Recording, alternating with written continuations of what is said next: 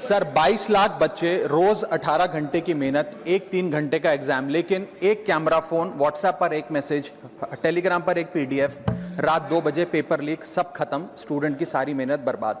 Therefore, sir, I rise today to speak wholeheartedly in support of the students of India and to welcome the Public Examination Amendment Bill 2026. Sir, paper leak जैसी serious बीमारी का permanent इलाज करना होगा। जैसे cancer का इलाज Crocin खिलाकर नहीं किया जा सकता, ठीक वैसे ही पेपर लीक जैसी प्रॉब्लम का इलाज मीडिया साउंड बाइट से नहीं बल्कि इंस्टीट्यूशनल सॉल्यूशन से होगा, जो आज हमारी सरकार इस बिल के माध्यम से करने जा रही है by introducing India's first ever anti paper leak framework. सबसे पहले मैं नीट के स्टूडेंट्स को कुछ कहना चाहूंगा। आपका गुस्सा जस्टिफाइड है, आपकी पेन रियल है और आपको एग्जामिनेशन सिस्टम से जो कंप्लेंट है वो कंप्लेंट भी जेन्युइन है। Your voice matters. और जब आपने अपनी चिंता व्यक्त करी, अपना दर्द बताया, when you demanded, the honourable prime minister heard that demand, not just as a prime minister but also as a guardian, परिवार के मुखिया की तरह उस बात को सुना। Students demanded, government acted, historic decisions taken, systems changed. Sir, जब एक स्टूडेंट नीट जैसे पब्लिक एग्जाम की प्रिपरेशन करता है तब वो अकेला तैयारी नहीं करता, उसका पूरा परिवार प्रिपरेशन करता है। माँ अपनी छोटी छोटी जरूरतें रोक देती है, घर का बजट कम करती है, पिता फैमिली की सेविंग्स को कोचिंग फीस, रेंट और टेस्ट सीरीज पे खर्च करता है, फैमिलीज को लोन तक लेना पड़ता है और स्टूडेंट खुद कोटा, जयपुर, चंडीगढ़, दिल्ली, पटना जैसे शहरों में जाकर घर से दूर रहता है, दिन में 18-18 घंटे पढ़ता है, रात 2 बजे तक पढ़ाई करता है और फिर अलार्म लगाकर सुबह 5 बजे क्लासेस के लिए उठ जाता है। परिवार से दूर, कोई सोशल लाइफ नहीं, कोई त्योहार फेस्टिवल नहीं, सोशल मीडिया, फ्रेंड से दूर, और अपनी स्लीप और अपनी हेल्थ से भी कॉम्प्रोमाइज करता है, क्योंकि उसे पता है कि जब वो पेपर लिखेगा तो सिर्फ पेपर नहीं, अपनी फैमिली के लिए एक बेटर फ्यूचर लिखने जा रहा है। और फिर एक दिन एग्जाम की तारीख पर उसे पता लगता है कि 3 साल से वो जिस पेपर की तैयारी कर रहा था वो पेपर किसी ने पहले ही पैसे देकर हासिल कर लिया, पेपर लीक हो गया। और इस समय सर सिर्फ पेपर लीक नहीं होता, उस स्टूडेंट का मेहनत, उसकी ड्रीम्स, उसकी सेल्फ बिलीफ, उसका ट्रस्ट, उसकी एस्पिरेशंस, ये सब लीक होती हैं और उसकी मेंटल और फिजिकल हेल्थ पे असर पड़ता है। I understand that pain sir, because मैं खुद भारत के अभी कुछ साल पहले ही भारत के एक पब्लिक एग्जामिनेशन सिस्टम का स्टूडेंट रहा, चार्टर्ड अकाउंटेंसी का। And sir, because I have spent enough time in this house critiquing the government, I have earned the right to say my next sentence with full conviction and sincerity कि जब बात students की आई, when it came to our students and the youth of India, the government heard, the government actioned and the government delivered. Students का feedback लिया, students की demands को honour किया और ये डेमोन्स्ट्रेट किया कि सरकार स्टूडेंट्स के साथ खड़ी है। जिस उम्मीद के साथ स्टूडेंट्स ने अपनी मांग प्राइम मिनिस्टर साहब के सामने रखी, उस चिंता को, उस दर्द को समझते हुए तमाम एक्शन लिए गए, तमाम स्टेप्स लिए गए, जैसे कि शॉर्ट टर्म और long term steps. Number 1, paper leak के बाद इमीडिएटली री एग्जाम कराया गया ताकि साल बर्बाद ना हो। जांच सीबीआई को सौंपी, एसआईटी का गठन हुआ, स्पेशल इन्वेस्टिगेशन टीम, जिसने 13 लोग मेन किंगपिन समेत गिरफ्तार किए। मात्र 75 दिन में, आज से 2 दिन पहले जब 75 दिन पूरे हुए जांच के, चार्जशीट भी फास्ट ट्रैक कोर्ट में दर्ज करा दी गई, जांच को महीनों सालों लटकाया नहीं। 47 नेशनल टेस्टिंग एजेंसी के ऑफिसर्स को शंट आउट किया गया, एजुकेशन सेक्रेटरी का तबादला हुआ, यहां तक कि मॉरल ग्राउंड्स पे हमारे ऑनरेबल होम एजुकेशन मिनिस्टर ने इस्तीफा तक दिया और स्टूडेंट प्रोटेस्टर्स के खिलाफ जो केसेस थे उन्हें विड्रॉ किया गया। बीरीड फैमिलीज जिसके अपने किसी घर के बच्चे को, किसी स्टूडेंट को खो दिया, उसको कॉम्पनसेशन दी जा रही है।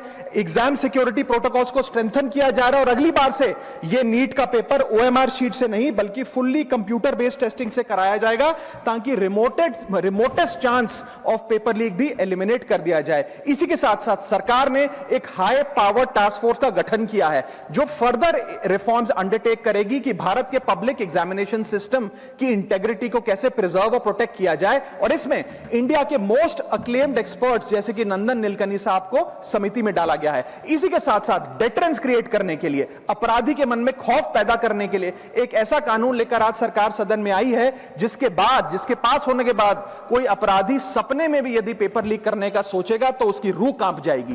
पहली चीज, पेपर लीक को एक इंडिविजुअल द्वारा किया गया क्राइम नहीं बल्कि एक ऑर्गेनाइज्ड सिंडिकेट नेटवर्क द्वारा किए गए क्राइम के तौर पे ट्रीट किया जाएगा, जिसमें इनसाइडर हो, कोचिंग माफिया हो, लॉजिस्टिक वेंडर हो, प्रिंटिंग प्रेस हो, सॉल्वर गैंग हो, एग्जाम ऑफिशियल्स हो, सब पर कार्रवाई होगी। सबको दोषी करार देने के बाद, गिल्टी करार देने के बाद 10 साल तक की जेल होगी और 10 करोड़ रुपए तक का जुर्माना लिया जाएगा। सारे सारे ऑफेंसेस को cognizable, non bailable, non compoundable बनाया गया। एक स्पेशल टास्क फोर्स का गठन किया गया कि अब कभी भी यदि पेपर लीक की संभावना भी उत्पन्न होती है तो यह स्पेशल टास्क फोर्स जांच करेगी और यह इन्वेस्टिगेशन सालों साल नहीं लटकाई जाएगी, 2 महीने के अंदर अंदर से इस इन्वेस्टिगेशन को कंप्लीट करना होगा।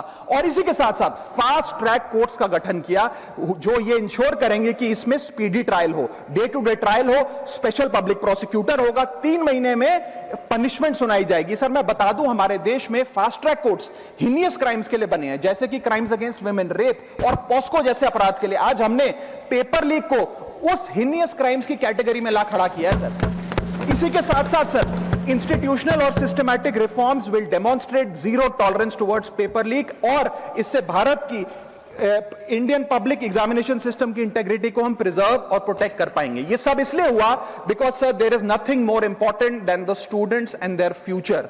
Sir their voices mattered, their voices were heard and systematic and systemic changes have been brought in. उनकी आवाज को, स्टूडेंट्स की आवाज को कोई पॉलिटिकल चैलेंज नहीं बल्कि एक परिवार की भीतर की चिंता की तरह समझकर, जैसे घर के बच्चे घर के बड़े से अपनी चिंता व्यक्त करते हैं, दर्द व्यक्त करते हैं, डिमांड्स रखते हैं, ठीक वैसे ही सरकार ने ये तमाम फीडबैक लेते हुए एक्शन लिया। Sir Benjamin Franklin American philosopher, statesman, diplomat रहे, उन्होंने कहा था well done is better than well said. सालों तक इस देश में पेपर लीक होता आया लेकिन सिर्फ डिस्कशन और सिर्फ साउंड बाइट हुई। आज एक्शन हो रहा है, सिस्टमैटिक रिफॉर्म्स आ रहे हैं और भारत का पहला एंटी पेपर लीक फ्रेमवर्क बनके तैयार है और आपके सामने है।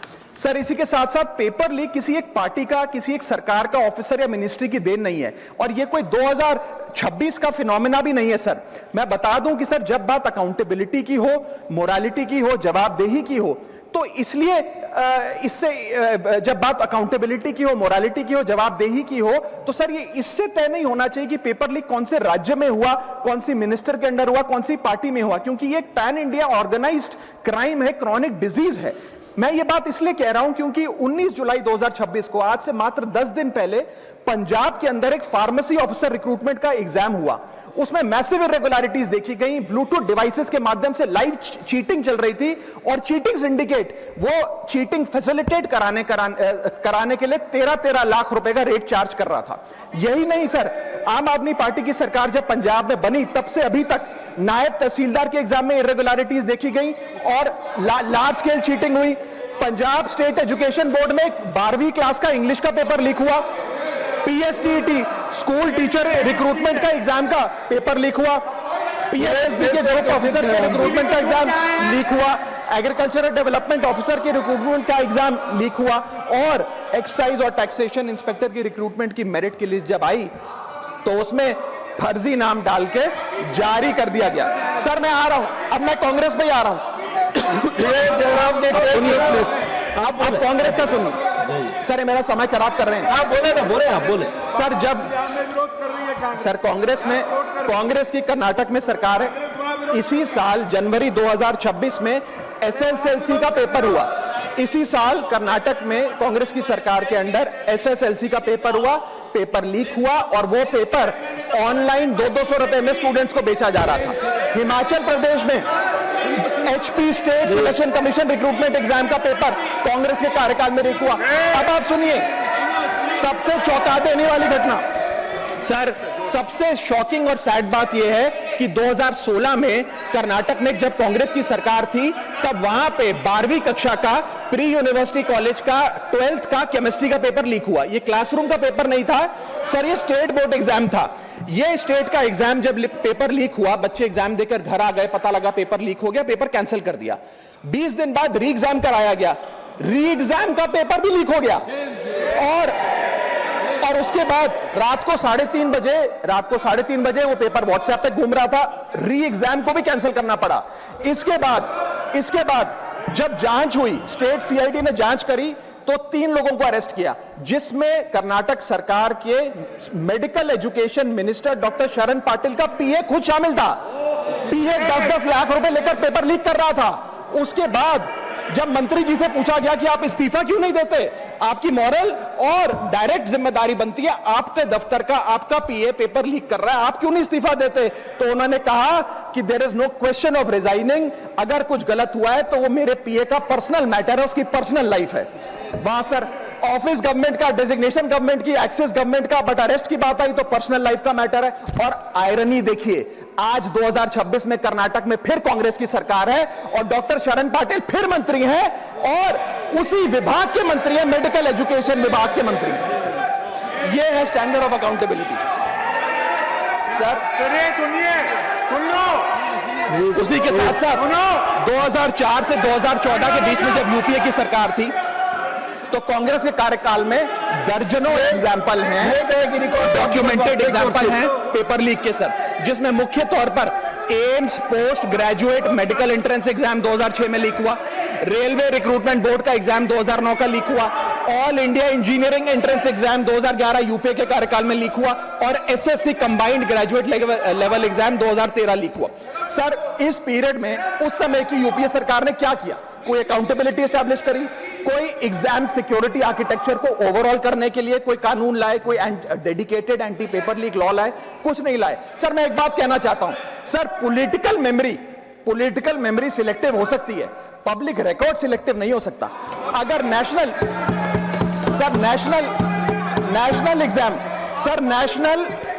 एग्जाम का पेपर लीक अगर नेशनल क्राइसिस है, जो कि है, तो सर ऑपोजिशन रूल्ड स्टेट का पेपर लीक एक लोकल इंसिडेंट कैसे हो सकता है? सर स्टूडेंट में तो फर्क नहीं होता।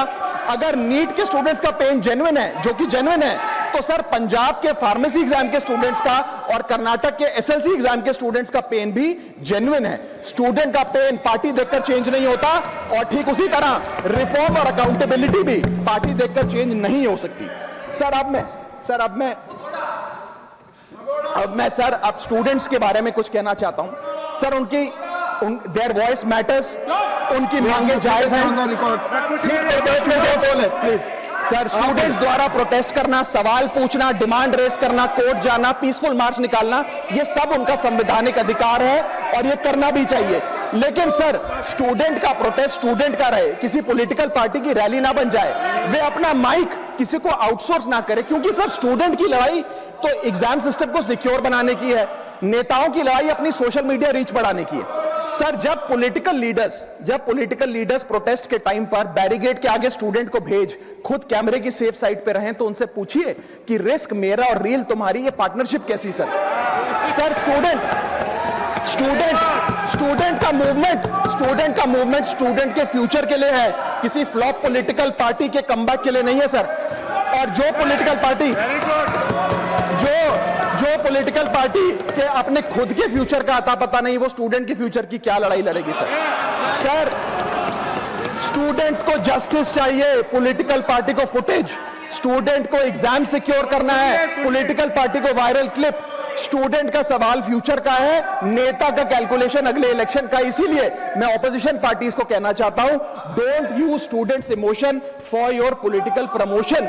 ये लड़ाई बीजेपी वर्सेस कांग्रेस नहीं है, ये लड़ाई मेरिट वर्सेस माफिया की है, मेहनत वर्सेस सेटिंग की है। और सर एक बात और, सर आज हमारे स्टूडेंट्स पर पढ़ाई का बहुत स्ट्रेस है।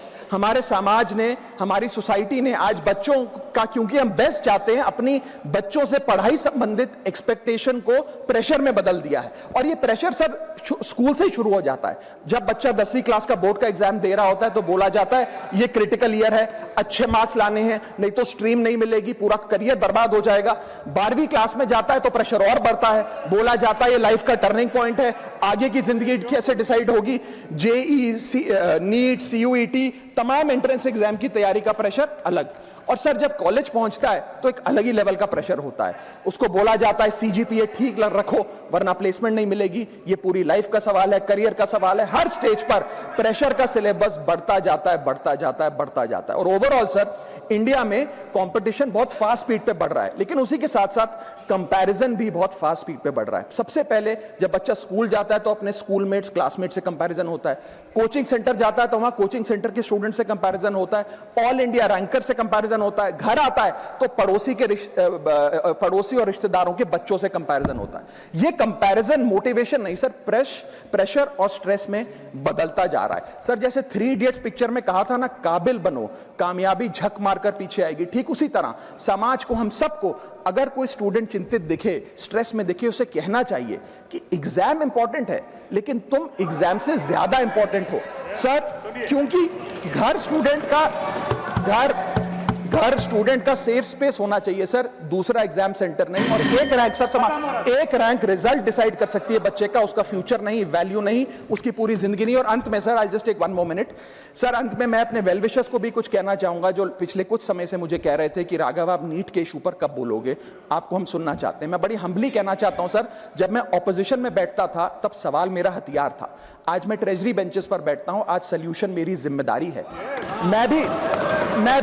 मैं भी रोज कैमरे के सामने आकर साउंड बाइट दे सकता था, लेकिन मुझे हेडलाइन नहीं सर, मुझे आउटकम चाहिए। और जब मैं ऑपोजिशन में था तब मेरा काम इशू रेस करना और सवाल उठाना था, और पूरा सदन और आप जानते हैं मैंने वो काम पूरी ईमानदारी से किया। लेकिन आज मेरा रोल कैमरा के सामने अटेंडेंस लगाने का नहीं है, मेरा role is my focus is to fix the system. इसीलिए मैंने अपने आप से एक वादा किया, I made a promise to myself कि मैं इस मुद्दे पर पार्लियामेंट में बोलूंगा, और उस दिन बोलूंगा जिस दिन हम प्रॉब्लम सॉल्व कर रहे होंगे, सोल्यूशन लेकर आएंगे, when the system is getting fixed. And today is that historic day when the system is getting fixed. और सर, बिकॉज आज जो रिफॉर्म्स हम लेकर आए हैं, जो सरकार सदन में लेकर आई है, वो इतने जरूरी हैं क्योंकि इन रिफॉर्म से सिस्टम और मजबूत होगा, पेपर और सिक्योर होगा, एग्जाम फेयर होगा, मेरिट का सम्मान होगा, माफिया जेल में होगा, सरकार पहरेदार होगी, कार्रवाई दमदार होगी, स्टूडेंट्स की जीत होगी, माफिया की हार होगी। जय हिंद।